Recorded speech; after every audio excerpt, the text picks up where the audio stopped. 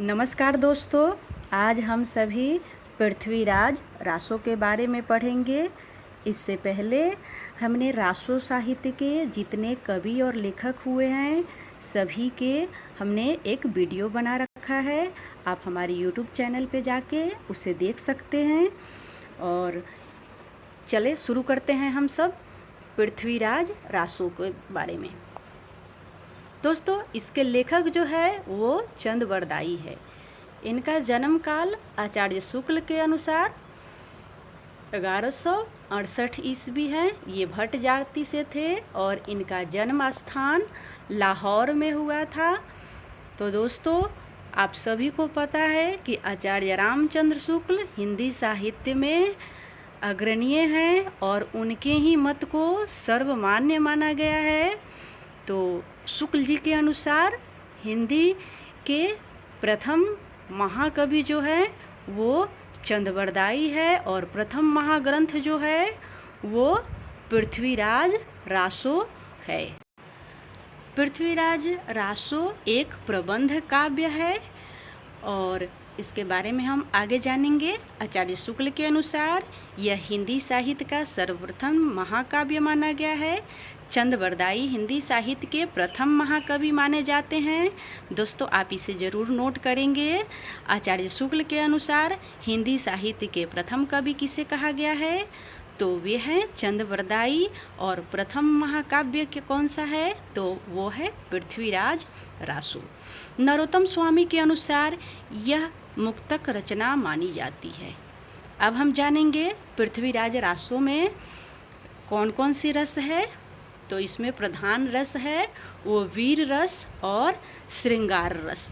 हमारे परीक्षाओं में ये भी पूछे जाते हैं कि पृथ्वीराज रासो के प्रधान रस कौन कौन से हैं और इसके प्रमुख अलंकार कौन से हैं, तो वो है अनुप्रास और यमक।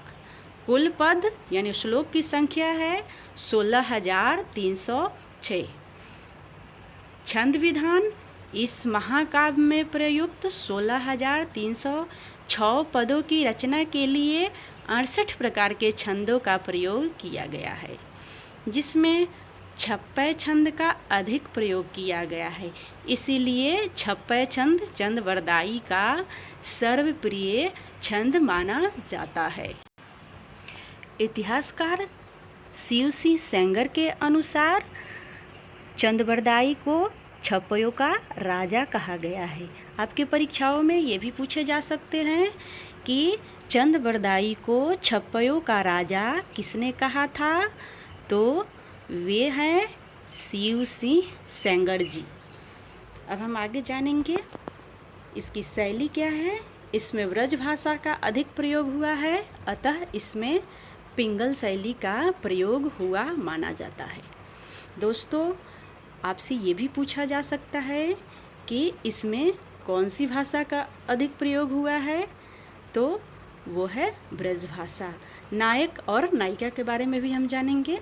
नायक जो है वो अजमेर के चौहान राजा अर्णोराज के पौत्र एवं रामेश्वर के पुत्र पृथ्वीराज चौहान। नायक की श्रेणी धीरोदात्त नायक। नायिका कनौज के राजा जयचंद की पुत्री संयोगिता। ये भी पूछे जा सकते हैं कि पृथ्वीराज रासो की नायिका कौन है, तो वो है संयोगिता। नायिका की श्रेणी मुग्धा नायिका। विशेष तथ्य जानेंगे। इस ग्रंथ की सर्वप्रथम जानकारी कर्नल टॉड ने अपने ग्रंथ एनाल्स एंड एनालिटिज्म ऑफ हिंदुस्तान में प्रदान की थी। उन्होंने इसके एक भाग को संगोप्ता नेम के नाम से प्रकाशित कराया था। इस रचना के कुछ पद पुरातन प्रबंध संग्रह में प्राप्त होते हैं, जिससे इस ग्रंथ की प्राचीनता प्रमाणित होती है। कैमास वध प्रसंग इसी ग्रंथ में प्राप्त होता है। अब ये हमारे परीक्षा में इस तरीके से प्रश्न पूछे जा सकते हैं कि कैमास वध ये किस रासो ग्रंथ से लिया गया है, तो वो आपको पता होनी चाहिए कि वो पृथ्वीराज रासो का ही एक प्रसंग है। आचार्य शुक्ल और डॉक्टर नगेंद्र श्री हरप्रसाद शास्त्री आदि इतिहासकारों के अनुसार इस ग्रंथ का उत्तरार्ध भाग चंदबरदाई के पुत्र जलहर द्वारा पूर्ण किया गया था।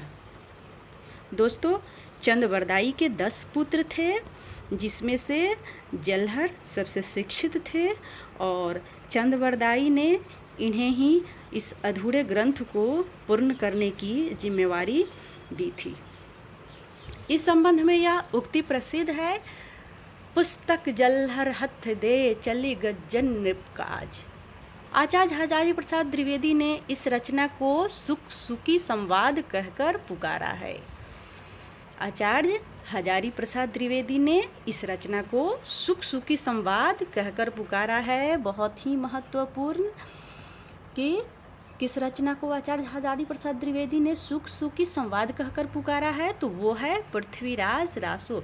दोस्तों, कई बार मैं एक ही लाइन को 2-3 बार रिपीट कर रही हूँ ताकि आप सभी उसको अच्छे से समझ सके, आप इसे अच्छे से समझें। और इस रचना की प्रामाणिकता और अप्रामाणिकता में भी विद्वानों के अलग अलग मत हैं, हम इसके बारे में भी आगे जानेंगे। रचना की प्रामाणिकता के संबंध में निम्न 3 मत प्रचलित है: अप्रामाणिक, अर्धप्रामाणिक, प्रामाणिक। अब हम सबसे पहले जानेंगे अप्रामाणिक मानने वाले इतिहासकार कौन कौन से हैं। तो प्रथम राय बहादुर, पंडित गौरी शंकर हीरानंद ओझा, कविराज मुरारी दान एवं श्यामल दान, मुंशी देवी प्रसाद, आचार्य रामचंद्र शुक्ल। यह पूरा ग्रंथ जाली है। ये आचार्य रामचंद्र शुक्ल ने कहा है पृथ्वीराज रासो को कि यह पूरा ग्रंथ जाली है। डॉक्टर वुलर, मोतीलाल मेनारिया, इन्होंने इस ग्रंथ को अप्रमाणित माना है। तो आपके परीक्षाओं में 4 ऑप्शन दिए जाएंगे, जिसमें से ये पूछा जाएगा कि इसमें से अप्रमाणित मानने वाले कवि कौन से हैं। ये 6 जो हमारे कवि हैं, इनके बारे में इतिहासकार कवि कहें या इतिहासकार कहें तो इनके 6 में से किसी एक का नाम आपके परीक्षा में ज़रूर पूछे जाएंगे कि अप्रमाणित मानने वाले कौन से हैं। पहला ऑप्शन आप ध्यान देंगे क्योंकि ये बार बार एग्ज़ाम में आता है। गौरी शंकर और हीरानंद ओझा, ये इन्होंने पृथ्वीराज रासो को अप्रमाणित माना है या प्रमाणित माना है। चलिए आगे हम ध्यान देते हैं। इस ग्रंथ को अप्रमाणिक मानने वाले सर्वप्रथम विद्वान डॉक्टर वुलर माने जाते हैं। इन्होंने 1875 ईस्वी में इसे अप्रमाणित घोषित किया था। आचार्य शुक्ल के अनुसार यह पूरा ग्रंथ जाली माना गया। अर्धप्रमाणित मानने वाले इतिहासकार आचार्य हजारी प्रसाद द्विवेदी, डॉक्टर सुनीता कुमार चटर्जी, मुनिजीनी विजय, अगरचंद नाहटा, इन्होंने अर्ध प्रमाणित माना है इसे।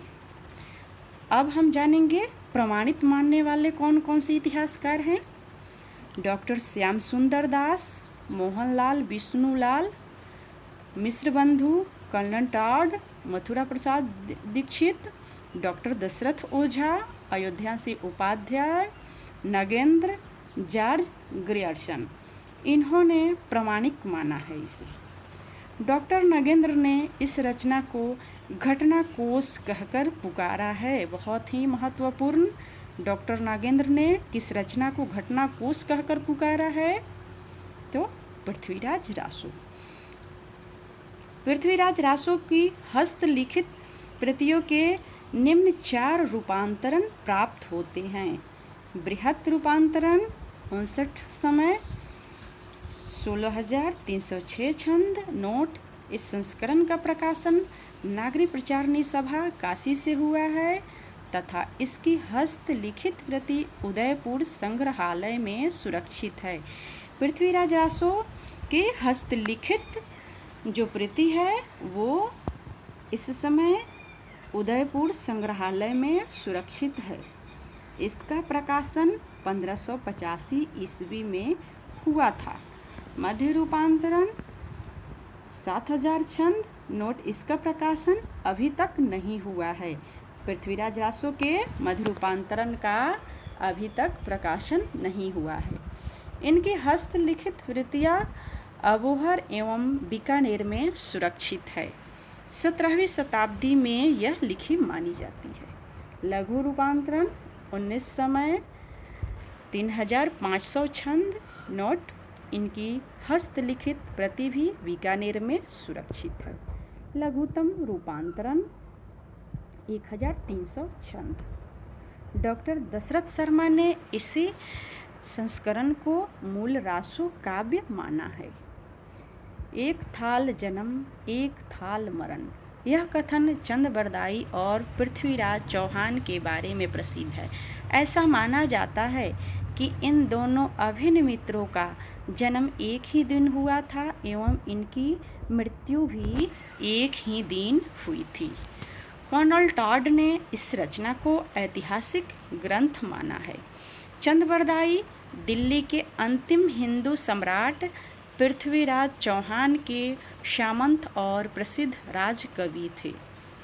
बाबू गुलाब राय ने इस रचना को स्वाभाविक विकासशील महाकाव्य कहकर पुकारा है।